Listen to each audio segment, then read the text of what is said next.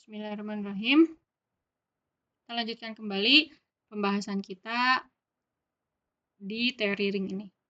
Kemarin kita sudah belajar definisi ring, kemudian subring itu apa, kemudian ideal itu definisinya seperti apa. Ada juga kita bisa membentuk dari subring itu yang strukturnya lebih ini lagi adalah ideal. Dari ideal dan ring kita bisa membentuk suatu ring faktor. Di sini kita masuk ke homomorfisme yang kaitannya dengan pemetaan antar ring ya. Nah, secara definisi homomorfisme itu masih mirip dengan yang ada di grup, hanya saja bendanya yang berbeda. Jadi suatu pemetaan dari suatu ring ke ring yang lain boleh sama, boleh berbeda ya. Itu disebut homomorfisme. Kalau untuk setiap elemen yang ada di R ya, untuk setiap elemen yang ada di R, kedua sifat ini berlaku ya. Jadi kalau ditambahkan di sini tetap juga ditambahkan. Untuk perkalian juga masih seperti itu ya. Jadi pendefinisiannya tidak jauh berbeda dengan apa yang ada di grup. Nah, contohnya misalkan saya punya V dari Z ke Zn, kemudian didefinisikan Vm, kita coba kita uraikan ya. Misalkan tadi diketahuinya adalah misalkan diketahui V dari Z ke Zn, di mana definisinya adalah dari M ke R ya, Vm ke R. Jadi atau bisa saya tuliskan gini, M sama dengan R ya untuk setiap M-nya anggota Z. Nah, ini akan membentuk homomorfisme. Jadi akan diperiksa bahwa V itu homomorfisme. Ingat, langkahnya adalah ambil sembarang dua anggota di Z. Ambil M1, M2 anggota Z sembarang.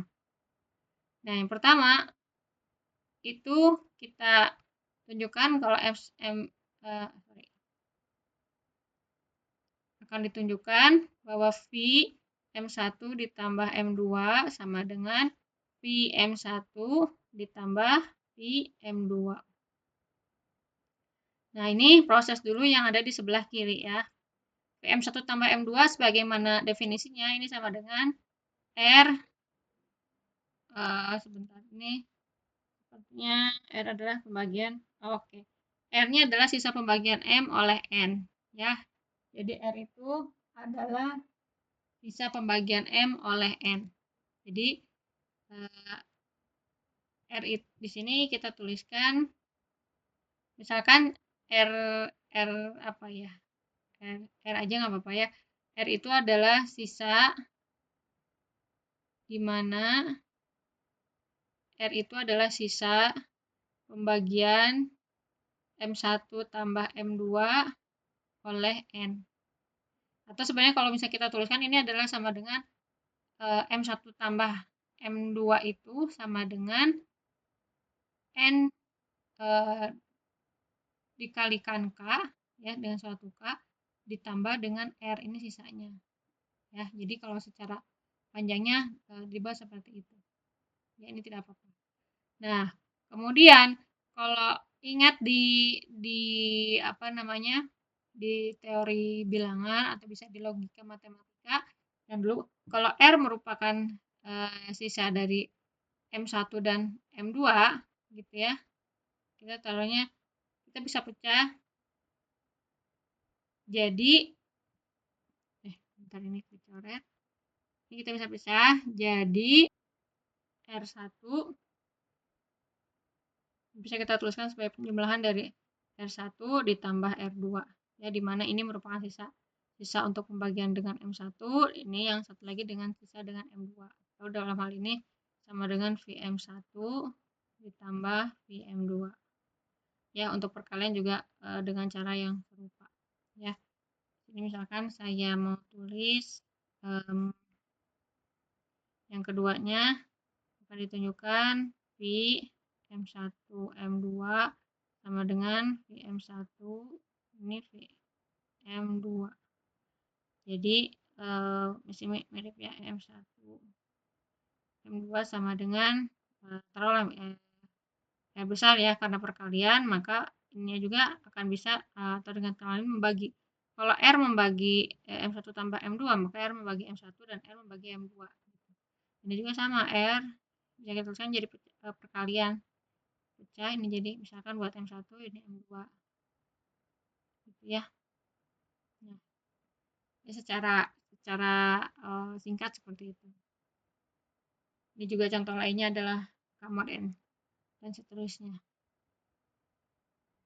Nah, ada beberapa sifat yang sebenarnya juga masih mirip gitu ya, masih mirip dengan sifat-sifat homomorfisme grup.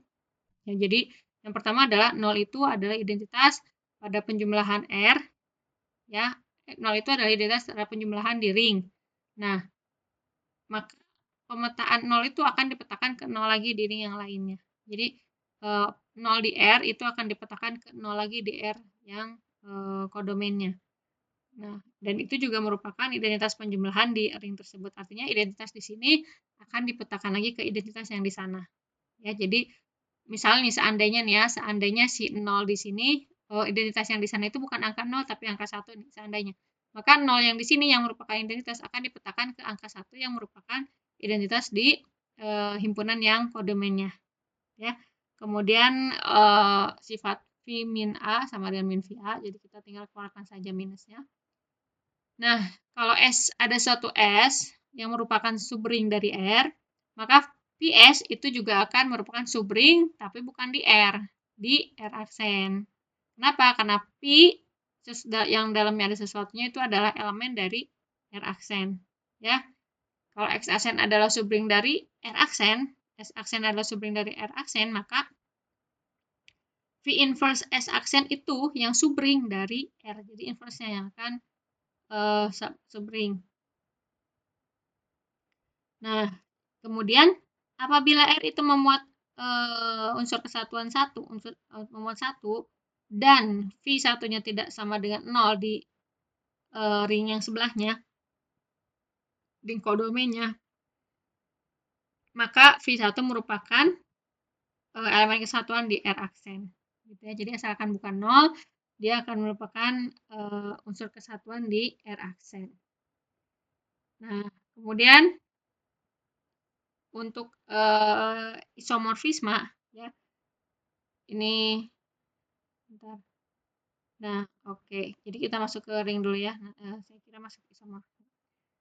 Untuk yang homomorfisme itu biasanya selalu memuat apa yang disebut dengan kernel. Jadi kalau kita membahas homomorfisme pasti ada temannya yaitu kernel dan image. Ya. Tapi biasanya image tidak terlalu dibahas, yang biasa seringkali lebih dalam gitu ya pembahasannya itu adalah terkait kernel. Kernel itu adalah elemen-elemen yang ada di domain ya, yang ada di ring domain yang dipetakan ke 0 atau identitas yang ada di kodomain ya. Jadi kalau kita mau mencari elemen-elemen dari kernel dari suatu homomorfisme itu adalah kita mencari elemen-elemen apa saja yang ada di domain yang kalau dipetakan dengan pemetaan tersebut dia hasilnya adalah identitas di kodomainnya gitu ya secara garis besarnya. Namun apabila dituliskan dalam bentuk matematisnya kita tuliskan seperti ini. Kernel V itu sama dengan ini kan A di R, anggota-anggota yang ada di domain yang kalau dipetakan itu dipetakannya ke angka 0 atau identitas terhadap penjumlahan yang ada di R aksen. Gitu ya. Jadi mencari kernel rasanya cukup mudah ya kalau menurut saya, masih sama dengan bagaimana mencari kernel di pada saat di teori grup. Nah, ini ada beberapa sifat, nah kita coba tunjukkan aja ya. Nah, misalkan V dari R ke S itu merupakan homomorfisme ring, maka kernel dari V itu merupakan subring dari R, ya. Jadi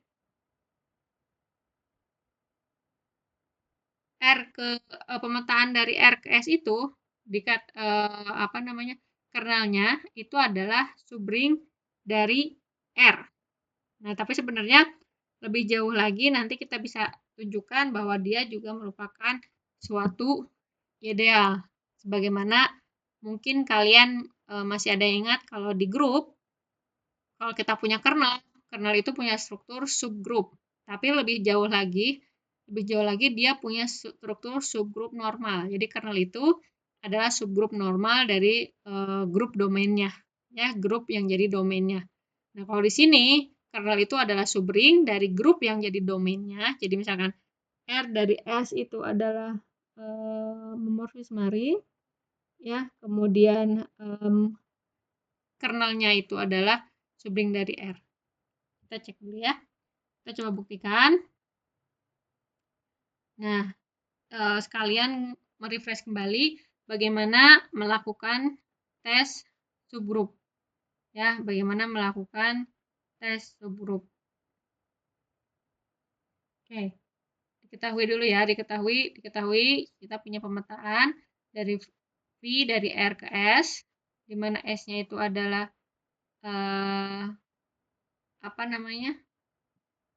S-nya itu adalah subring dari R gitu.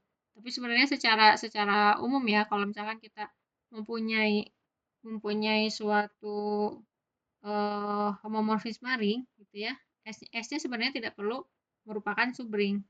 Jadi S-nya itu bisa merupakan ring apapun gitu ya, ring apapun bahkan yang tidak terkait dengan R, tapi kernelnya itu akan menjadi subring dari R. Jadi di sini saya coba buktikan untuk yang jangan S lah. Ini R aksen aja ya. R aksen supaya kesannya tidak S tidak subring dari R. Di mana kita punya kernel dari R, kernel dari P, maaf. Itu adalah elemen-elemen R kecil aja ya, di R besar, di mana VR itu sama dengan 0 di R aksen. Saya tulis 0 di R aksen gini ya. Ini artinya 0 yang ada di R aksen. Nah, gitu. Nah, sekarang akan ditunjukkan dengan menggunakan tes subring. Yang pertama nih akan ditunjukkan bahwa kernel P bukan himpunan kosong, ya. Nah, kita cek ya. Mulai ngeceknya itu kita harus tunjukkan bahwa kita tidak harus menunjukkan bahwa di kernel itu harus ada identitas, ada apa, tapi kita harus menunjukkan bahwa dia punya satu elemen. Namun biasanya yang paling mudah untuk dijadikan kandidat itu adalah identitas gitu, yang biasanya sudah jelas ada ya. Jadi kan kernel P itu definisinya nih ya, R anggota-anggota yang ada di R, sedangkan R-nya itu ring ya, otomatis dia tidak kosong kalau ring. Nah, untuk mengambil contoh elemen yang paling mudah adalah kita ambil identitasnya. Ya, identitasnya kalau misalkan ringnya sudah punya elemen satuan, kita bisa ambil angka 1. Nah, di sini dalam hal ini kita coba ambil 0 ya. Pilih 0 yang ada di R ya. Nah, sekarang kita tunjukkan bahwa benar nggak sih 0 yang ada di R itu bakal jadi anggota 0 di kernel. Caranya gimana? Kita tunjukkan 0 itu memenuhi syarat yang ini. Nah, P0 akan sama dengan 0 di R aksen. Ini saya tulis jelas. Kenapa jelas? Berdasarkan sifat yang tadi. Ya, ingat bahwa sifat homomorfisme itu dia akan memetakan identitas ke identitas lagi. Gitu ya. Jadi, ini berdasarkan sifat. Nah, setelah itu kita buat kesimpulan. Jadi 0 itu anggota dari kernel P. Ya. Sehingga akibatnya ker P bukan himpunan kosong. Nah, yang kedua akan ditunjukkan bahwa kernel P subhimpunan dari R. Ini jelas ya. Jelas berdasarkan definisi. Yang ketiga, kita gunakan tes subringnya. Ambil. Di sini aja ya.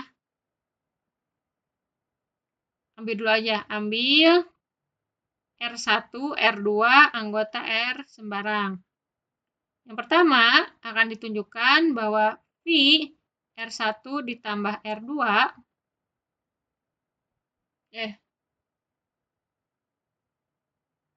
maaf bukan anggota R, tapi anggota kernel ya. Supaya enggak ini anggota kernel. Atau enggak supaya enggak bingung saya enggak pakai huruf R aja ya, huruf yang lain. Ambil M lah. M1, M2 anggota kernel Pi ya, ambil M1, M2 anggota kernel Pi. Artinya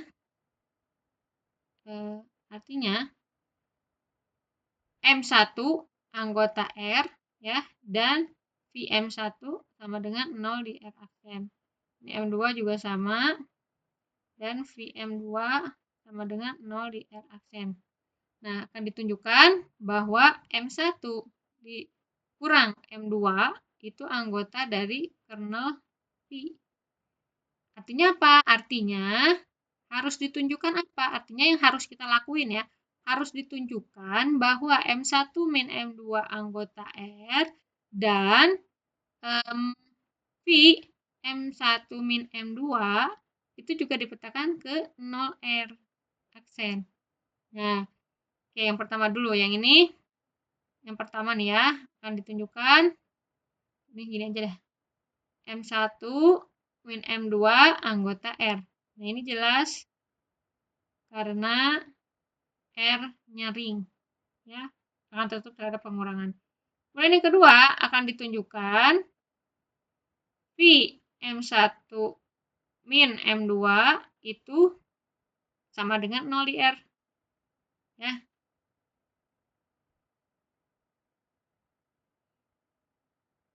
Nah, V M1 min M2 sama dengan, karena dia homomorfisme, ini bisa kita pecah. M1 ditambah V min M2. Gitu ya. Tapi berdasarkan sifat homomorfisme juga yang tadi sudah kita lihat, itu adalah ini VM1 sama dengan minus VM2. Kita tahu VM1 tadi sama dengan, apa lagi ya, VM1 sama dengan 0 di R, ini juga 0 di R.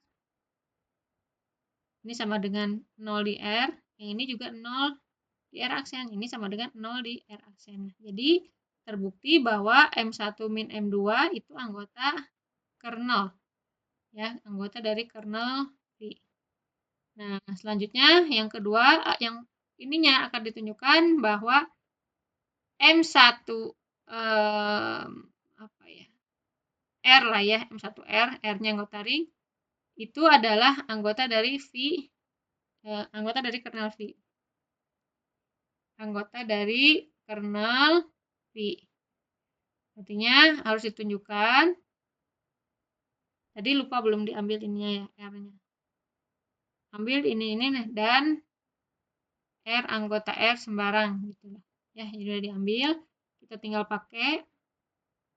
Nah, ini akan ditunjukkan bahwa yang pertama M1R itu anggota R besar. Yang ini jelas. Kenapa jelas? Karena R-nya ring, maka dia tertutup. Yang ini kan anggota R ya, ini juga anggota R tertutup. Sekarang akan ditunjukkan bahwa V M1R itu sama dengan 0 di R aksen. V M1R itu sama dengan, ini kan tadi yang kita lakukan sebagai skalarnya ya, bisa pindah ke depan berdasarkan sifat homomorfisme. Ini sama dengan 0 R aksen, ini dikalikan 0 kan tetap ya. 0 di R aksen. Seperti itu. Ya. Jadi terbukti bahwa dia merupakan subring. Nah, lebih jauh lagi nih, seandainya yang mau kita tunjukkan ideal atau bukan. Nah, kalau ideal itu tinggal perkaliannya.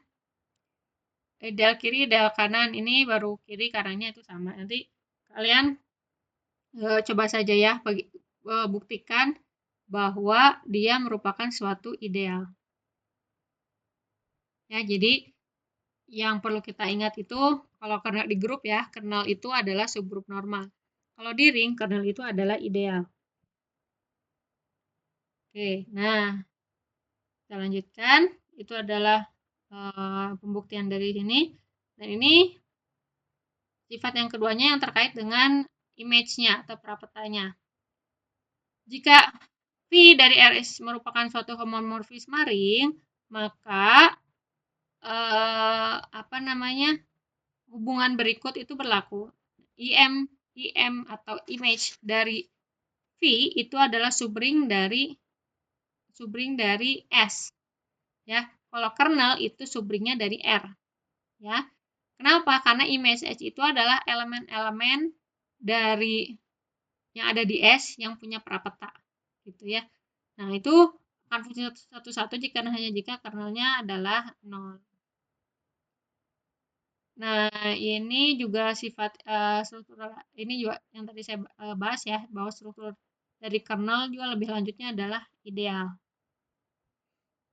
Nah, kemudian selanjutnya kita masuk ke homomorfisme natural. Homomorfisme natural ini biasanya terkait dengan isomorfisme dan juga teorema-teorema fundamental isomorfisme. Ya, jadi di sini kita coba lihat dulu. Misalkan A itu adalah ideal, ya, A-nya ideal dari ring R, artinya kita bisa bentuk grup ring quotientnya. Kemudian didefinisikan pemetaan dari R ke RA oleh PR yang sama dengan R tambah A. Maka P itu merupakan suatu epimorfisme. Ya. Jadi PR itu adalah suatu epimorfisme. Artinya dia suatu homomorfisme yang sifatnya itu adalah pada. Ya. Dia homomorfisme dan pada kalau epimorfisme. Kalau isomorfisme satu-satu dan pada. Kalau hanya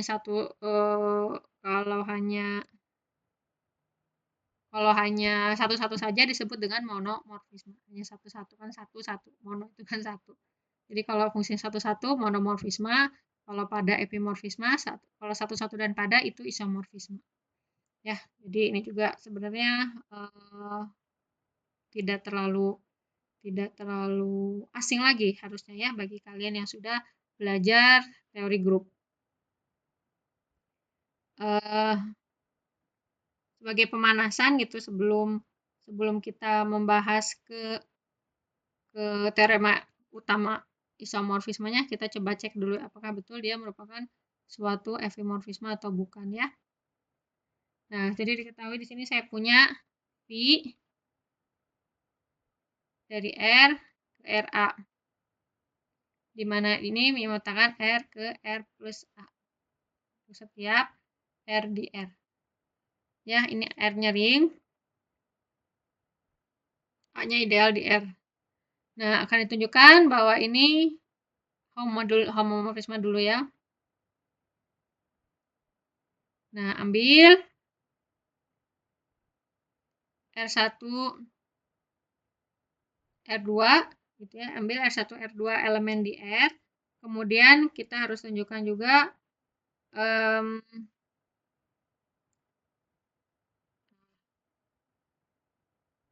nah, selain penjumlahannya juga perkaliannya ya. Jadi kita harus menunjukkan penjumlahan dan perkaliannya juga bersifat atau terawetkan gitu. Ambil R1 R2 anggota R. Anggota R. Nah, yang pertama akan ditunjukkan bahwa V R1 tambah R2 anggota dari sama dengan VR1 ditambah VR2.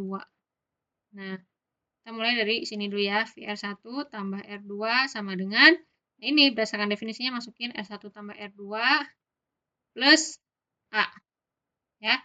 Nah, ingat kalau kita punya notasi ini kita bisa pecahkan jadi gini, R1 tambah A ditambah R2 tambah A kan. Ya. Jadi ini R1 tambah A, kita kasih kurung, ditambah R2 tambah A, kita kasih kurung lagi, ya ini adalah VR1 ditambah VR2. Nah, untuk yang kedua perkaliannya juga sama. VR1 R2 akan ditunjukkan ya, VR1 R2 sama VR1 dikali VR2. Nah, Masukin dulu VR1 kali R2, dapatnya adalah R1 R2 plus A, ya. Nah, pada saat ini kita coba ininya terbalik ya. Kalau misalkan kita bingung dari sini, nggak harus tidak tahu harus maju lagi ke arah mana ya, tidak dapat ide mengotak-atik R1 R2-nya. Kita berjalannya mundur dari belakang, tapi itu tidak boleh dituliskan pada langkah pembuktian yang sudah rapi ya. Jadi kita tulisnya di oret-oretan. Ini nih. Kan ujung-ujungnya kita menunjukkan VR1 dikali VR2 ya. Kita harus tunjukkan bahwa R1 R2 ini nantinya bentuknya ini. Nah, kita uraikan yang ini. Ini tuh apa? R1 ditambah A dikali R2 ditambah A. Ingat perkalian di koset itu, ini kan cuma ini saja, R1 kali R2, yang lainnya tidak dikalikan. Tidak jadi R1 dikali A, R1, tidak seperti itu. Nah, artinya ini kita bisa pecah. Jadi R1 tambah A dikali R2 ditambah A. Ini adalah VR1, ini adalah VR2. Gitu ya. Jadi terbukti homomorfisme. Untuk padanya juga mirip dengan apa yang ada di grup. Kita ambil saja. Akan ditunjukkan pada ya. Pada. Jadi menunjukkan pada itu adalah kita harus tunjukkan bahwa untuk setiap elemen yang ada ini di kodomen terdapat elemen di domain sehingga elemen tersebut dipetakan hasilnya ini gitu ya. Jadi akan ditunjukkan ambil R tambah A itu anggota RA sembarang. Kemudian yang kita pilih adalah R-nya. Pilih R-nya anggota R ya. Sehingga kita bisa tuliskan V R itu sama dengan R plus A. Gitu ya. Nah, ini terbukti bahwa dia bersifat pada, atau dengan kata lain epimorfisme. Nah, kemudian ini adalah teorema atau 3 teorema utama homomorfisme. Ada teorema homomorfisme ring 1, 2, dan 3. Ketiga-tiganya ini sebenarnya masih mirip-mirip dengan yang ada di grup ya. Jadi ini tuh adalah tentu saja pengembangan dari apa yang ada di grup teorema homomorfisme 1 yang ada di grup, kemudian yang kedua dan ketiga. Nah, untuk pembuktiannya ya nanti akan saya bahas di sesi selanjutnya. Namun secara garis besar langkah-langkah pengerjaannya itu serupa dengan apa yang dilakukan di grup. Jadi seandainya kalian